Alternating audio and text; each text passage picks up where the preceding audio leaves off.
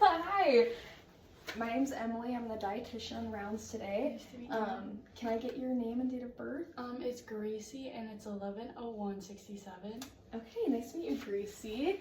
I'm here just to talk to you about your Cushing syndrome, secondary to your arthritis, before you're discharged. And so my job is to kind of help you with the foods that will help you with this diagnosis after you're discharged at home.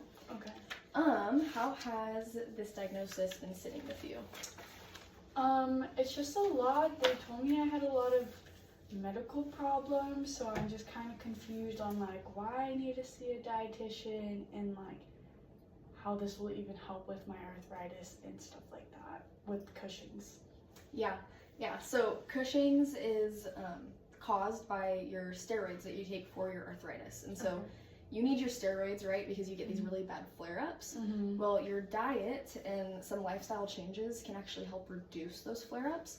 And so the goal that your doctor has kind of talked about is to try to reduce your steroids, and we can't do that unless we're able to make some diet changes. And then these diet changes will also help with like the other things you've been experiencing with weight gain and that fluid retention that has been caused by your Cushing syndrome. Yeah, I've been noticing I've been gaining a little weight. Yeah, that happens because with Cushing's you're releasing a lot of stress in your body, and so that stress is causing you to kind of hold on to weight and fluid, right? So we're gonna help with that today. Okay.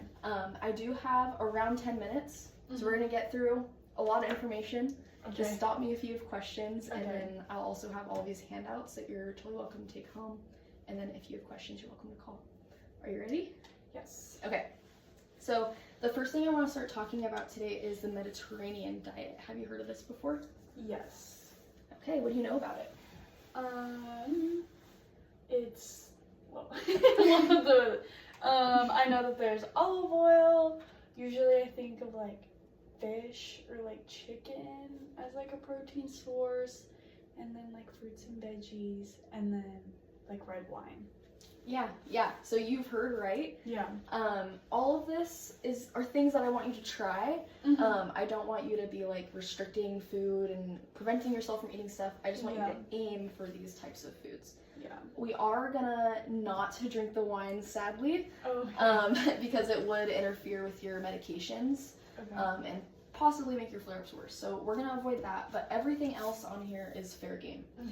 So we have about half of your plate, so about half of every meal or half of your intake should be vegetables. And so vegetables or fruit. And so we want to aim on here, we have around 4 servings a day of vegetables and around 3 servings a day of fruit. So a serving would be like half a cup cooked or a cup raw, and that's all on here. Then for proteins, you did mention like lean meats. What are some other examples of healthier protein?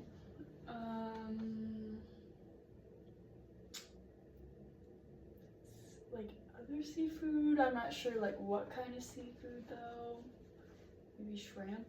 I don't know. Yeah. So seafood, chicken, some of those plant-based proteins are awesome. So like beans, nuts, lentils. Are any of those things foods that you like to eat?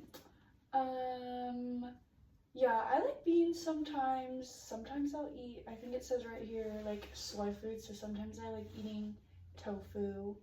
And I really love peanut butter, so. Yeah. Yeah, those are great. I love that you said soy foods like tofu, because one of the things with your diagnosis is that we want to try to increase your calcium, and that's a great source of calcium. So that's a food that I would love for you to eat a lot of. Oh, perfect. Because I'm lactose intolerant, so I can't really be drinking milk. Yeah, and so that is hard. I know I have low-fat dairy on here, but like soy milk is also an option for that. Or just like increasing a lot of these fruits and veggies will give you what you get from that low-fat dairy as well. Okay. Then we have whole grains. Do you know what a whole grain is? I know maybe some whole grains, I guess, like oats a whole grain? Yeah. Okay. Yeah, they are. Yeah. So whole grains, we have whole grains and refined grains. Like these are the 2 types, right?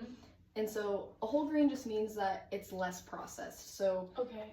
whole wheat flour versus white flour. Okay. White flour is white because it takes out a lot of that fiber and nutrients from the whole grain. Does that make sense? Yeah. So oats are a great example. Okay.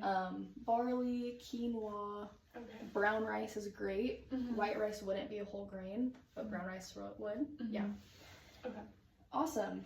And then when you're looking at like a nutrition facts label, it should say like whole grain as one of the first ingredients. Mhm. Yeah. Okay. Awesome. Okay. And then you did mention olive oil. Mhm. This is the preferred oil of choice when you're cooking or trying to add fats to your meal. Mhm. Canola oil is also a great option. Mhm. Now, looking at all of these, Mhm. do you have any questions so far? I really like to eat avocados too. Like, I know that that's a fat source. Is that considered a fat source or a vegetable? I would consider it probably a vegetable, but it's also a great fat source. So, Okay. I mean, you can put it wherever you want. That's Okay. great. Yeah.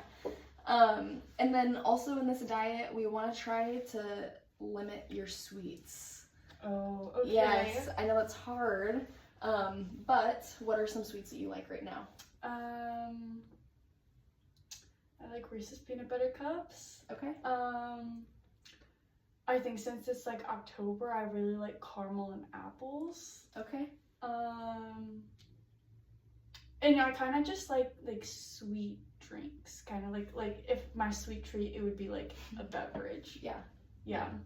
Okay. So, what are some ways that we could use maybe like fruits Mhm. or like you said Reese's peanut butter cups. Like instantly I went like dark chocolate with some peanut butter on it. Mhm. Like that could be kind of a compromise. I know it's not the real deal, Yeah. but it is helpful. Okay. Caramel apples, you could do like stovetop, just like cut up your apples and kind of put them on the stove with some cinnamon and honey maybe. Okay. Yeah. So try to aim for like fruits when you have that sweet craving, and if you're like, oh, I still want sweets, like just try to like get fun and like have some compromises maybe. Yeah.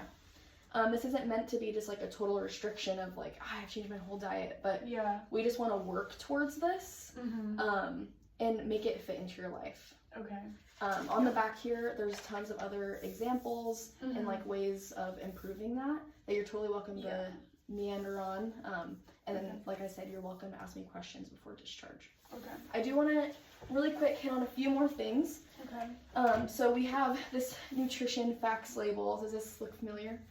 Yes. Yeah. Yes. Do you use these, or do you know kind of what you're looking at?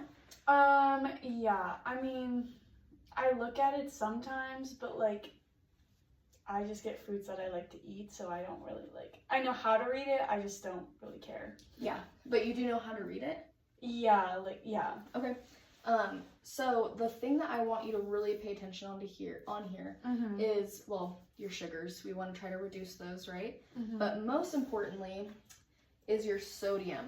Okay. So with your fluid retention, that is a direct reflection of your Cushing's syndrome. And so your Cushing's is causing you to be more salt sensitive, meaning you're more likely to get fluid retention and you're more likely to get hypertension because of that sodium intake. Okay. So we want to try to reduce this to around 2,300 milligrams.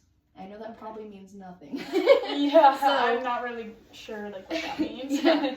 So 2,300 milligrams is about a teaspoon of table salt.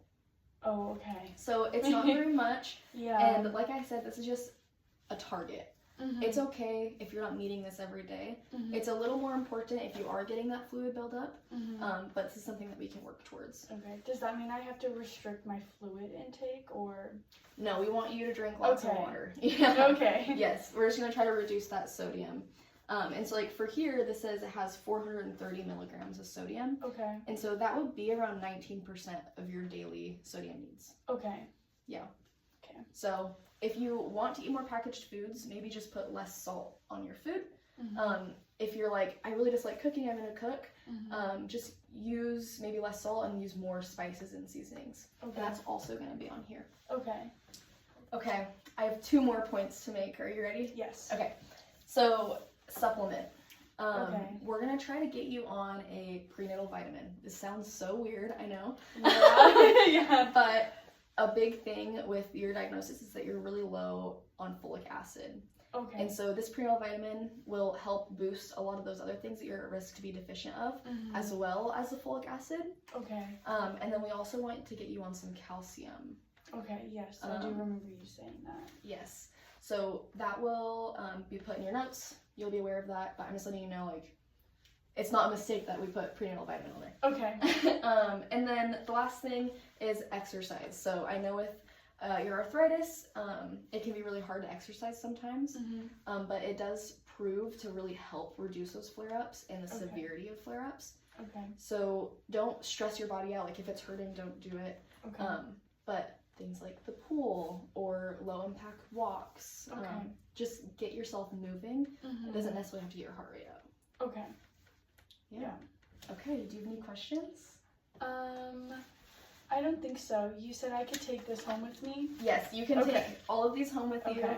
And then you're also welcome to call whenever you have any questions. Okay, perfect. Okay.